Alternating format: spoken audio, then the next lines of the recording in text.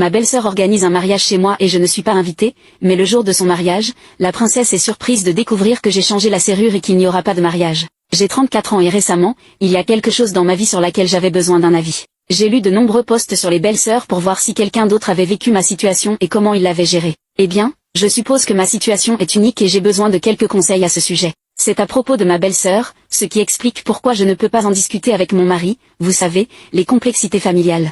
Donc voilà l'affaire. Ma belle-sœur, âgée de 27 ans, organise un mariage pour le printemps. Elle veut le tenir chez moi, oui, c'est ça, pas pour me vanter, mais j'ai une maison de 4 chambres avec une piscine et un grand jardin. Elle est fiancée à un Irlandais, donc sa famille et ses proches auraient besoin d'un endroit où séjourner lorsqu'ils viendront pour le mariage. Nous avons un salon assez spacieux et un grand jardin à l'extérieur. Elle prévoit un mariage en plein air dans le jardin, suivi d'un dîner dans le salon. C'est ainsi qu'elle veut que ce soit. Maintenant, la question évidente est, suis-je d'accord avec cela?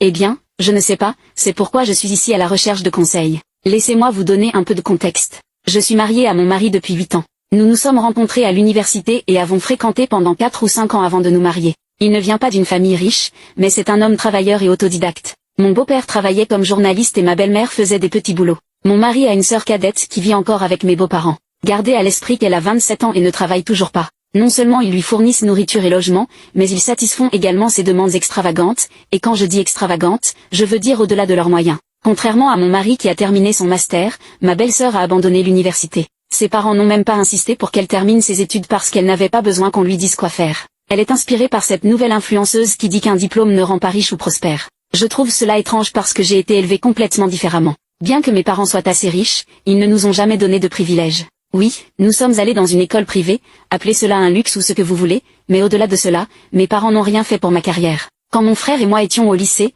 papa nous a dit de décrocher une bourse ou de prendre un prêt étudiant. Il n'allait pas payer pour notre université. Nous détestions cela et pensions que notre père était radin. Nous avons étudié dur et avons obtenu des bourses. Maintenant que je suis plus âgée, j'ai réalisé la sagesse de leur éducation.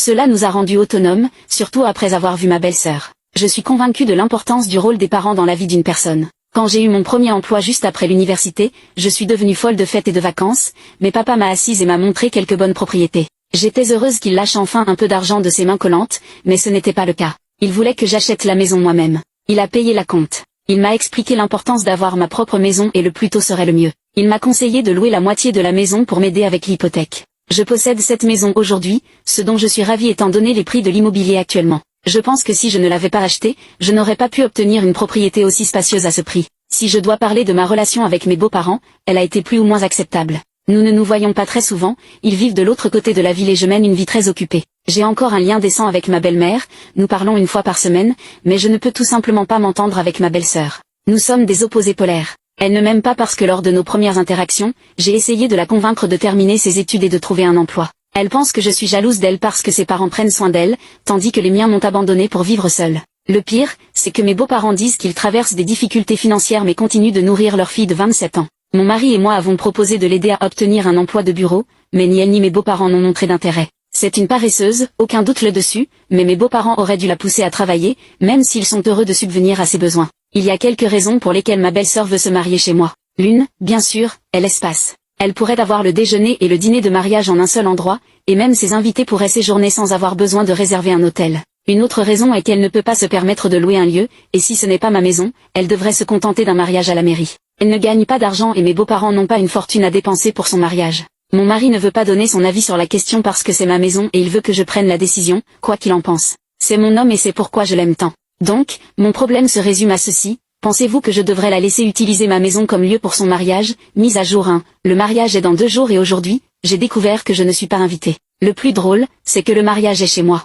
Laissez-moi commencer par où je m'étais arrêtée la dernière fois. Oui, j'ai accepté de la laisser utiliser ma maison pour le mariage. J'étais définitivement inquiète à ce sujet, mais finalement, j'ai accepté. Maintenant, je regrette ma décision. Je suis furieuse, alors excusez-moi si je me défoule. Non seulement elle est superficielle, mais elle est aussi une menteuse. J'ai découvert que son fiancé irlandais est assez riche. Il travaille comme banquier et même sa famille est riche. Donc, pour les impressionner, elle a menti en disant que ma maison était la sienne. Je savais que c'était un mensonge depuis un moment, mais je m'en fichais parce qu'à la fin de la journée, cela ne m'affectait pas. Quand son fiancé lui a fait sa demande, elle est venue me voir et m'a presque supplié de la laisser utiliser ma maison pour le mariage. Comme si cela ne suffisait pas, mes beaux-parents sont également venus me supplier. Ils ont dit que si je n'acceptais pas, ils devraient peut-être contracter un prêt pour financer le mariage. Je leur ai demandé pourquoi elle et son fiancé ne pouvaient pas le financer. Mon beau-père a dit que traditionnellement, les parents de la mariée paient pour le mariage et que les Irlandais suivent cette tradition plus strictement que nous. Je ne sais pas à quel point cela est vrai, alors s'il vous plaît, ne me jugez pas pour cela. Ce ne sont pas mes mots. De plus, ma belle-sœur s'était déjà vantée auprès de son fiancé et de sa famille de la grande maison qui pourrait accueillir un mariage. Sa stupidité m'a fait rire. J'ai dit, et si je n'autorise pas le mariage dans ma maison? Je veux dire, je peux faire ça, non? Ne pensez-vous pas qu'elle aurait dû me demander d'abord avant de s'engager avec son fiancé?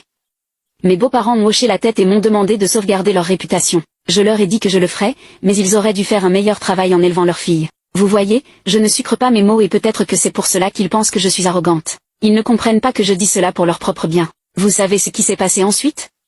Ils sont venus chez moi jusqu'à ce que j'accepte. À un moment donné, j'ai pensé que ce n'était qu'une question de 2 jours, finissons avec ça. Oui, certaines personnes ont demandé dans le dernier poste si elle avait proposé de payer un loyer. Non, tout cela s'est passé il y a 3 mois, quand j'ai fait le poste original. Avançons de 2 jours, ma belle-sœur est arrivée avec mes beaux-parents et 2 autres hommes. J'étais au travail. J'ai vu cela sur la caméra installée à l'intérieur. Elles ont un capteur de mouvement. Je l'ai appelé et lui ai demandé ce qui se passait. Elle a dit que ces gars étaient des organisateurs de mariage. Ils étaient là pour une visite du site afin de planifier le mariage en conséquence. Je lui ai demandé de faire attention à mes affaires. Elle m'a assuré qu'elle le ferait. Après avoir remboursé mon hypothèque l'année dernière, je me suis débarrassée des locataires qui occupaient mes 2 chambres à l'étage. J'ai pris un congé du travail pour préparer 2 chambres pour eux. J'ai embauché une femme de ménage pour la tâche. C'est une grande maison à nettoyer toute seule.